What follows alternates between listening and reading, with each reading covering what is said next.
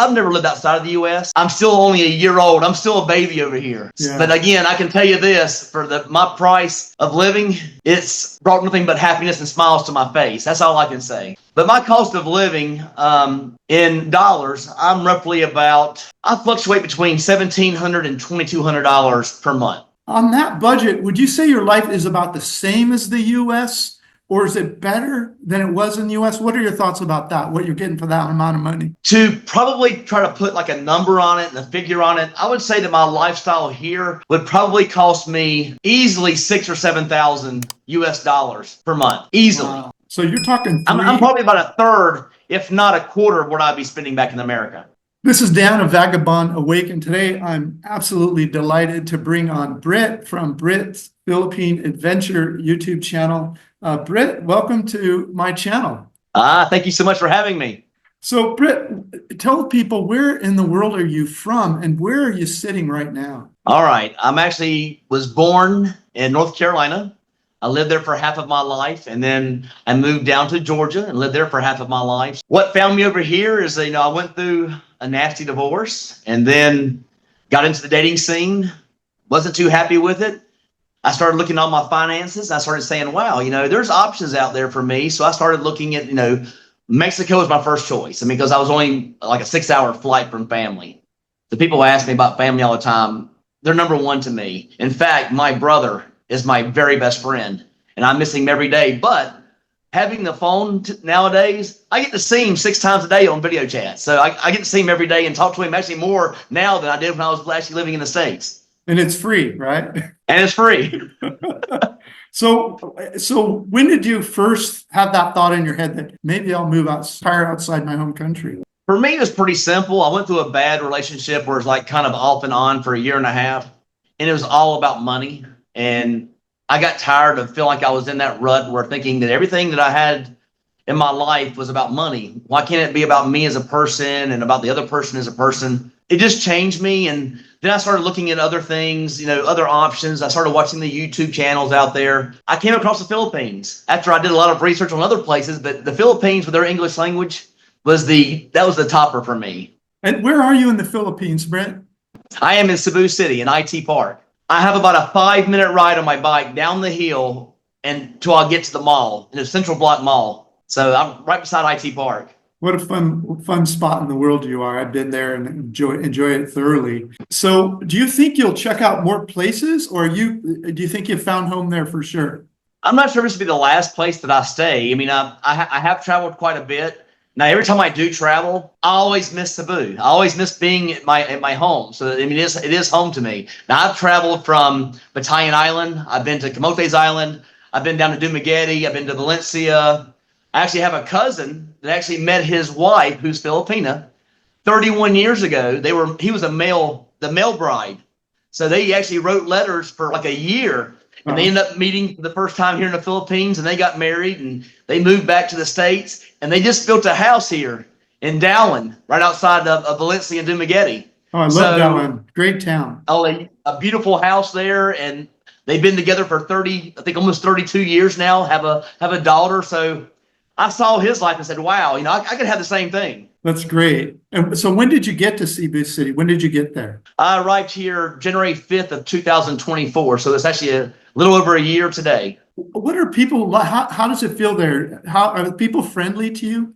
Oh, everywhere I go, there's nothing but smiles. That's probably the biggest reason I like it here in the Philippines so much. Everywhere you go, there's a smile on their face. Whereas back in America, I always try to think in my head, and that kind of gives me like that positive vibe about the Philippines. You go back to America and you have a guy making, say, $60,000 or $70,000 a year. You see him mumbling and grumbling everywhere he goes. It's 60 or 70 is not enough. I'm going to work to get up to 100. And then you get to 100, that's not enough. Yeah. I feel like it's like keeping up with the Joneses, back home. Whereas here, it's kind of, I know there's some higher levels of earning here, but for the most part, it's around $300 US per month. Yeah. And every person has a smile on their face. Just happy to be living, happy to be singing. Everywhere I go, there's karaoke and there's live bands, and everybody says, "Oh, get up on the stage, Britt! Get up there and sing with us." It's just a amazing feeling. Just the people here make it incredible. Yeah. It's so true. They're great people. So is this your first time living overseas? I know, and have you traveled quite a bit? What's your story behind that? I'm actually a member of what they call 𝗬VC. It's an unlimited vacation club. And with that club, I got a full month of free travel at resorts like Dreams and Secrets. So I've been to Jamaica 28 times. I've been to Mexico numerous times. I've been to Dominican Republic numerous times. And I loved it there. It's kind of strange that I actually moved here because when I was on all these vacations, I would always go to see the real estate places to see how much a place would cost because I loved it there so much. I'm like, wow, these places are so cheap compared back to the U.S. And so it's kind of a strange situation. I find myself here in the Philippines in a place just like those places, living the dream that I thought about 20 years ago. Yeah. So I have traveled a lot. Yeah, that's great. And I've been the same way every time my whole life until I left the US in 2007. Every time I would travel somewhere, I'd go, wow, can I stay here? What's it cost to live here? What are the rent? What are the houses? So I totally know what you mean. So you've been there about a year. What would you say your cost of living is per month? Well, the good thing or the bad thing for me is actually everything now is pesos. It's hard for me to think dollars anymore. And again, that was the case for probably the first 3 to 4 months. I was always thinking dollars, going on my phone, looking up, how much will this cost in the United States, But everything that I'm going to say today is in pesos. And to give you guys an example, you're going to take $1 equals 58.7 pesos. So that kind of gives you guys something that you can put on your calculator. But my cost of living in dollars, I'm roughly I fluctuate between $1,700 and $2,200 per month. And Britt, I think you just did a video on your channel that itemized each expense, didn't you? I did, yes. Okay, good. So I'll put a link to that video below so people can go and see your channel and at the same time get an idea of what things cost. And you also tour your apartment. In that video, was it, or another one? I did my one on Marco Polo, yes. So that video is already out and it's doing quite well. That's good. So I'll remind you listeners at the end here to go over to his channel. But so there's a couple questions now that we know your price range roughly. On that budget, would you say your life is about the same as the US, or is it better than it was in the US? What are your thoughts about that? To probably try to put like a number on it and a figure on it, I would say that my lifestyle here would probably cost me easily $6,000 or $7,000 US per month, easily. Wow. Back in America, to kind of put a perspective on things, I made well over $200,000 US a year. Wow. So I had a very good job. I was a sales manager for a roofing company. So I made quite a bit of money. Yeah. But again, with that, you make big money, you're spending big money. To probably try to put like a number on it and a figure on it, I would say that my lifestyle here would probably cost me, after taxes, easily $6,000 or $7,000 US per month, easily. Wow. So you're talking I'm probably about a third, if not a quarter, of what I'd be spending back in America. Wow, that's amazing. So people always say that it's like living like a king on peanuts, very little money. Is that an exaggeration, or do you think it sort of feels that way? If you'd like my free ebook about how I fired my boss and traveled the world for 17 years and how I pay for things, come to Vagabond Buddha and grab the free ebook. In some people's cases, they can say living like a king could be a different type of thing to them. Right. Whereas living like a king to me is just happiness. I mean, I feel like I'm living like a king over here because of my happiness here. So it's different for me when I look at viewing some of my comments that I get on my channel. Right. It's different to me. So I would say to most people, if you're on a budget of $3,000 or less, you're living quite comfortably. I mean, very comfortably. I usually go to travel at least once or twice per month. And these are either like 4 to 5 day trips up to a week on each one of these trips. And with the pricing of hotels, the pricing of food, the pricing of the excursions, like I went scuba diving with the whale sharks. I went snorkeling with the turtles. I went snorkeling with the sardines. Those things are inexpensive. Whereas back in the States, you go on a cruise, for example, an excursion would cost you $125 per man. Over here, we're talking about $15, $20, guys. So that's a huge difference. It is. It's such a huge difference. So some expats talk about they have this feeling of freedom. Do you have that feeling at all? And if so, what do you think causes that? It's hard to say. I mean, like I said, I'm newly retired, and again, I'm not really at retirement age. I retired early at 54 years old over here to the Philippines. But I would say probably the most important thing you would get from this is just come over here, don't do like me, don't sell everything you have, and move over here sight unseen. Come over here for a month trial, give it a shot, get a feel for what the budget really is to you and what it would be as a first time person across another area, because I've never lived outside of the U.S. I'm still only a year old. I'm still a baby over here. Yeah. But again, I can tell you this, for my price of living, it's brought nothing but happiness and smiles to my face. That's all I can say. So it's hard for me to say, hey, living like a king here, living like a king there. This is all new to me. So Britt, you're in your apartment now. How much is your rent roughly per month? I pay 25,000 pesos a month. Okay. And that, just for the listeners, about how much is that? About $426 on the great day. Can you pull your phone and just kind of give us maybe a 30-second look at how nice it is? I saw your video about your apartment and I was impressed. And I thought people should, look at that place. It's a nice place. I don't really want to show my bedroom because I haven't made the bed, guys. Oh, cool. And what about the kitchen? But again, is that near you? Okay. There's the bath. Nice. Wow. Look at that. That's great, man. 425. Hallelujah. Now, again, I haven't cleaned, so I do apologize for not cleaning. I wasn't thinking you were going to make me do a walk through my place. So you've mentioned karaoke, and you've mentioned all these tours you're going on and stuff. On a day-to-day basis, what are the kind of fun stuff you like to do? I mean, are there malls there, and you go on walks, ride your bike, you go out and meet people? Like, what are some of the things you do for fun? Well, the good thing for me is actually I met a group of people through a friend, right? We met a nice group of people. We used to meet there when I first moved here almost every single day. And we met at Starbucks at 10:30, and we stay there until like 12 and just talk about the Philippines, and then we would go eat lunch. So those friends that I met my first 2 weeks here are still my best friends now.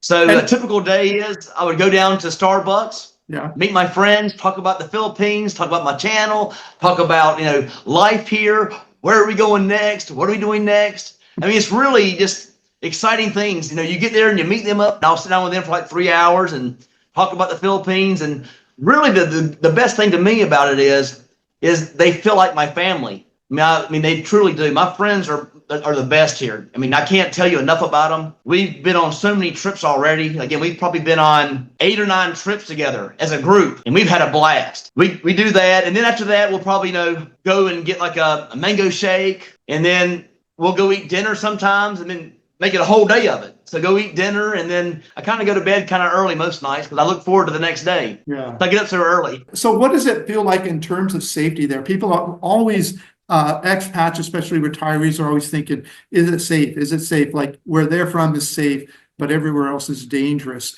What's your take on that? Does it feel safe to you there? I feel completely safe here. I have never felt uncomfortable in any situation whatsoever. I've always felt safe.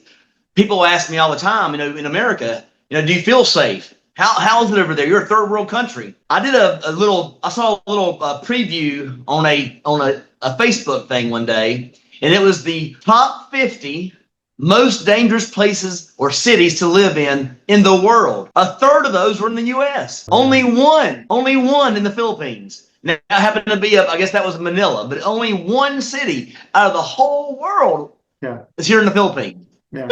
So if a third of them are in America, I feel pretty safe over here. Have you started dating at all, or you're just kind of fresh there? What's your story on that? I actually did meet a young lady about 2 months into my journey here, and we started dating. And great personality, great woman, a little bit younger than me, but we got along great. And the only problem I had was we dated for almost 6 months, almost half my time here. But the problem I had was when we started dating, she had just finished school, so we went through the entire, basically the spring, summer, getting to know each other. Well, come to find out, starting in fall, she was starting college. And that schedule she had was from 9 o'clock in the morning till 7 o'clock at night. And then when she would get home, 2 hours of studying.